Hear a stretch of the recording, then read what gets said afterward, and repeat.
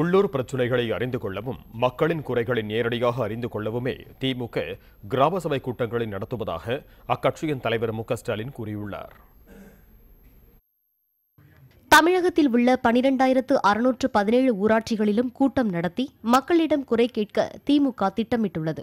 இதற்காக மாவட்டங்கள் தோறும் அந்த கட்சியின் சார்பில் கூட்டங்கள் நடைபெற்று வரும் நிலையில் கரூர் மாவட்டம் அரவக்குறிச்சி அருகே உள்ள ஈசானத்தம் கிராமத்தில் நடைபெற்ற கூட்டத்தில் திமுக தலைவர் மு.க.ஸ்டாலின் பங்கேற்றார். அப்போது பேசிய அவர், கிராமங்களுக்கு வருவதை கோவிலுக்கு செல்வதைப் போல பயபக்தியுடன் திமுகவினர் மேற்கொண்டுள்ளனர் என்றார்.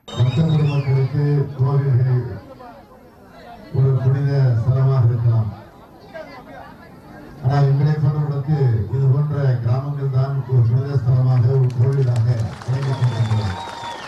கிராமங்களில் இருந்துதான் அரசியலை தொடங்குவதாக ஸ்டாலின் குறிப்பிட்டார். தேர்தல் நேரத்தில் நல்ல முடிவை, சிறப்பான முடிவை, மக்களுக்கு பணியாற்றுகிறவர்களை தேர்வு செய்யும் முடிவை மக்கள் எடுக்க வேண்டும் என அவர் கேட்டுக் கொண்டார்.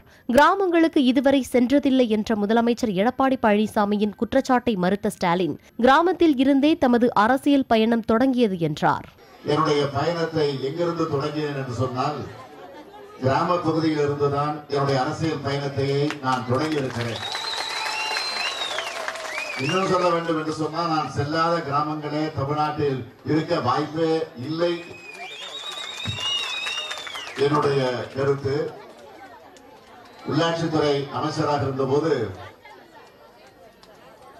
ஒவ்வொரு உள்ளாட்சி தலைவர்களை எல்லாம் நேரடியாக சந்திக்க வேண்டும் என்று நான் முடிவு செய்து, தமிழகத்தில் இருக்கக்கூடிய எல்லா ஊராட்சி தலைவர்களையும் ஒருங்கிணைத்து அவர்களுடைய குறைகளை நான் கேட்க வேண்டும் என்று முடிவு செய்து 4 மண்டலங்களாக பிரித்து ஒவ்வொரு மண்டலத்திலும் ஊராட்சி தலைவர்கள் அடங்கிய, உள்ளாட்சி அமைப்பில் இருக்கக்கூடிய நிர்வாகிகள் அடங்கிய ஒரு மாநாட்டை நடத்தி காலையிலிருந்து மாலை வரையில எல்லா பிரச்சனையும் கேட்டு அறிந்தவன் நான்.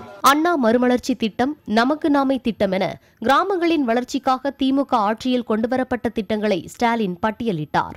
மக்கள் வரிப்பணத்தில் இயங்கும் தலைமைச் செயலகத்தில் சாமி கும்பிடுவதை, யாகம் நடத்துவதை மக்கள் ஏற்க மாட்டார்கள் என்று ஸ்டாலின் தெரிவித்தார். இதேபோன்று சின்ன தாராபுரத்தில் நடைபெற்ற கூட்டத்திலும் அவர் பங்கேற்று குறைகளை கேட்டார்.